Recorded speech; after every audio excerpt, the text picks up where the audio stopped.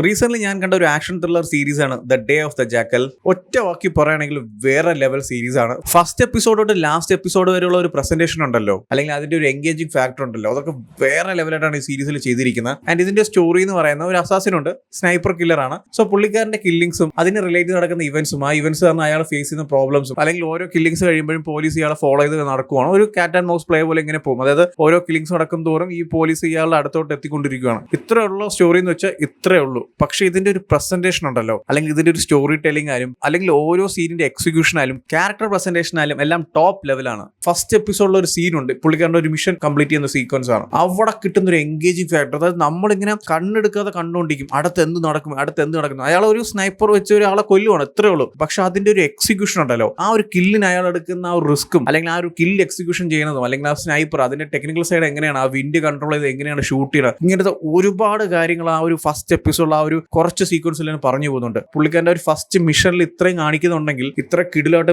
Engaging ആയിട്ട് കാണിക്കുന്നുണ്ടെങ്കിൽ, ബാക്കിയുള്ള 9 episode എങ്ങനെയാണ് ജസ്റ്റ് ആലോചിച്ച് നോക്കുക. സീറ്റേജ് ത്രില്ലർ എന്നൊക്കെ പറയത്തില്ലേ, ആ ഒരു വൈബിലാണ് ഈ ഒരു എൻറ്റയർ സീരീസ് ഒരു പ്രസന്റ് ചെയ്തിരിക്കുന്നത്. ആൻഡ് ഈ ഒരു സീരീസിൽ എനിക്ക് ഏറ്റവും ഇഷ്ടപ്പെട്ട ഒരു കാര്യം എന്ന് പറയുന്നത്, ഇതുപോലത്തെ ഒരുപാട് അസാസിൻ മൂവീസും സീരീസ് ഒക്കെ കണ്ടിട്ടുണ്ടെങ്കിലും ഇതിന്റെ ഒരു പ്രസന്റേഷനും ആ ഒരു സ്റ്റോറി ടെല്ലിംഗ് ഒക്കെ ഭയങ്കര ഡിഫറന്റ് ആണ്. അതായത് നമ്മൾ സ്ഥിരമായിട്ട് കണ്ടുവരുന്ന ടെംപ്ലേറ്റ്സിലൊക്കെ എങ്ങനെയായിരിക്കും, ആ ഒരു അസാസിൻ എന്ന് പറയുമ്പോൾ അയാൾ ചെയ്യുന്ന മിഷനിനോട് മാത്രമേ അയാൾ ആ ഒരു ഇത് കാണിക്കത്തുള്ളൂ. ബാക്കി എല്ലാവരുടെ അടുത്തും ഭയങ്കര ലോല ഹൃദയനായിട്ടും നന്മമരോട്ടൊക്കെ ആയിരിക്കും ആ ഒരു ക്യാരക്ടർ അവർ ചെയ്തിരിക്കുന്നത്. പക്ഷെ ഇതിലോട്ട് വരുമ്പോൾ അസാസിൻ ഭയങ്കര ഗ്രേ ഷെയ്ഡ് ആയിട്ടുള്ള, അല്ലെങ്കിൽ ഒരുപാട് കാര്യങ്ങൾ ഇങ്ങനെ ഹൈഡ് ചെയ്ത് കൊണ്ട് നടക്കുന്ന ഒരു ക്യാരക്ടറാണ്. അയാളുടെ സർവൈവലിന് വേണ്ടി അയാൾ എന്ത് ചെയ്യും, ഏത് എക്സ്ട്രീം വരെ അയാൾ പോകും, ആ രീതിക്കാണ് ഈ ഒരു ക്യാരക്ടർ പ്രസന്റ് ചെയ്തിരിക്കുന്നത്. ഫോർ എക്സാമ്പിൾ പറയുകയാണെങ്കിൽ, നമ്മൾ ഈ അസാസിൻ നിൽക്കുന്ന അടുത്തൊരു സാധാരണ ഒരു മനുഷ്യൻ നിൽക്കുവാണ്, ഒരു പാവം പിടിച്ചൊരു മനുഷ്യൻ. പക്ഷേ ഈ അസാസിന്റെ സർവൈവലിന് വേണ്ടി അയാളെ കൊന്നേ പറ്റൂ. വേറെ ഒന്നും, ഒരു സെക്കൻഡ് തോട്ട് പോലും ഇല്ലാതെ അയാളങ്ങ് കൊന്നു കളയും. കാരണം ഇയാളുടെ സർവൈവലിന് വേണ്ടി, അല്ലെങ്കിൽ ഇയാളുടെ നിലനിൽപ്പിന് വേണ്ടി ഇയാൾ എന്തും ചെയ്യും. ആ ലെവലിലാണ്. അതായത് മറ്റേ ലോല ഹൃദയനോ നന്മ വരോ അങ്ങനെയൊന്നുമില്ല. ഇയാൾക്ക് വേണ്ട കാര്യം എന്താണ്, ഇയാളുടെ മോട്ടീവ് എന്താണ്, അല്ലെങ്കിൽ ഇയാൾക്ക് എന്താണ് ഇയാളുടെ മിഷൻ, ഇയാളുടെ ലൈഫിൽ ഇയാൾ എന്തൊക്കെ ഇനി ചെയ്യണം, അതൊക്കെ അയാൾക്ക് കറക്റ്റ് ആയിട്ട് അറിയാം. അതുകൊണ്ട് തന്നെ അയാളുടെ ഓപ്പോസിറ്റ് വരുന്ന ആരായാലും എന്തായാലും ഇയാൾ കൊന്നിരിക്കും. ആ ഒരു ഫസ്റ്റ് എപ്പിസോഡ് തൊട്ട് ആ ലാസ്റ്റ് എപ്പിസോഡ് വരെ ഈ ഒരു സീരീസ് കാണാനുള്ള മെയിൻ എൻഗേജിംഗ് ഫാക്ടർ എന്താണെന്ന് ചോദിച്ചാൽ ഈ ഒരു ക്യാരക്ടർ തന്നെയാണ്. കാരണം ആ ഒരു ക്യാരക്ടർ പ്രസന്റേഷനും, ആ ഒരു ക്യാരക്ടർ ആർക്കും, അല്ലെങ്കിൽ അയാൾ ആ ഒരു മിഷൻസ് ചെയ്യുന്ന ഒരു ടെക്നിക്കും വേസും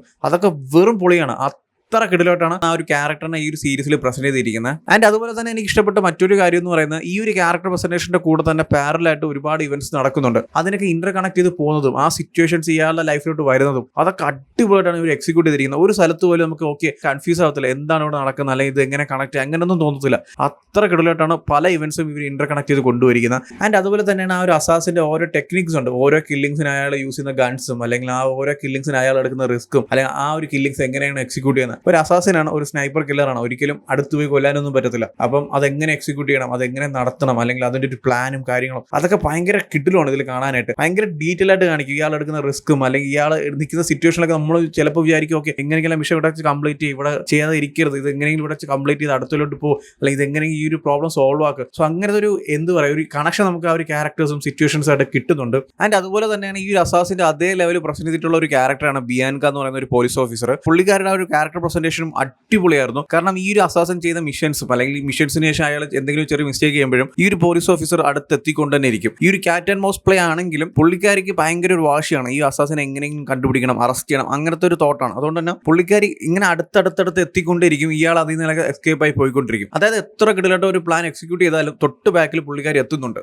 ആ ലെവലാണ് ആ ഒരു ക്യാരക്ടർ പ്രസന്റ് ചെയ്തിരിക്കുന്നത്. ആൻഡ് അതുപോലെ തന്നെയാണ് ഈ ഒരു സീരീസിന്റെ മേക്കിംഗ് ക്വാളിറ്റി എടുത്തു പറയണം, ഒരു രക്ഷയില്ല. സിനിമാറ്റോഗ്രാഫി ആയാലും ശരി, എഡിറ്റിംഗ് ആയാലും ശരി, മ്യൂസിക് ആയാലും ശരി, എല്ലാം ടോപ്പ് നോച്ച് ആയിട്ടാണ് ചെയ്തിരിക്കുന്നത്. ചില ഫ്രെയിംസ് ഒക്കെ ഉണ്ട് കേട്ടോ, ഒരു രക്ഷയില്ല. ആൻഡ് അതുപോലെ തന്നെ മ്യൂസിക്കിലോട്ട് വരുമ്പോൾ ഈ ഒരു ടെൻഷൻ ബിൽഡ് ചെയ്യുമ്പോൾ ഈ ഒരു മ്യൂസിക്കിന്റെ ഇടയ്ക്ക് ഒരു ചെറിയൊരു ടോൺ വരും കേട്ടോ, പെട്ടെന്നൊരു ചേഞ്ചും, അല്ലെങ്കിൽ ഓരോ സീനെ ബിൽഡ് ചെയ്യാനായിട്ട് അതിനുള്ള ഒരു മൂഡ് ക്രിയേറ്റ് ചെയ്യാനായിട്ടുള്ള കുറേ മ്യൂസിക്കും കാര്യങ്ങളൊക്കെ, അതൊക്കെ ഭയങ്കര നൈസ് ആയിരുന്നു. ആ ഒരു സീക്വൻസും ഈ ഒരു മ്യൂസിക്കായിട്ടുള്ള ബ്ലെൻഡ് ഒക്കെ ഭയങ്കര പൊളിയായിരുന്നു കാണാനായിട്ട്. സോ എന്തായാലും ചെക്ക് ചെയ്ത് നോക്കുക. ടോട്ടലായിട്ട് ഒരു 10 എപ്പിസോഡുള്ള ഒരു സീരീസ് ആണ്. ഓരോ എപ്പിസോഡ് ഒരു 1 hour ഡ്യൂറേഷൻ ഉണ്ട്. നമ്മുടെ ജിയോ സിനിമാസിൽ അവൈലബിൾ ആണ്. ഓൾറെഡി ഈ ഒരു സീരീസ് കണ്ടവരാണെങ്കിൽ നിങ്ങളുടെ ഒപ്പീനിയൻസ് എന്താ വെച്ചാൽ കമന്റ് ചെയ്യൂ. വീഡിയോ ഇഷ്ടപ്പെട്ടാൽ ലൈക്ക് ചെയ്യൂ, ഷെയർ ചെയ്യൂ. ഇതുപോലത്തെ കൂടുതൽ വീഡിയോസിനായി ചാനൽ സബ്സ്ക്രൈബ് ചെയ്യൂ. Thank you so much.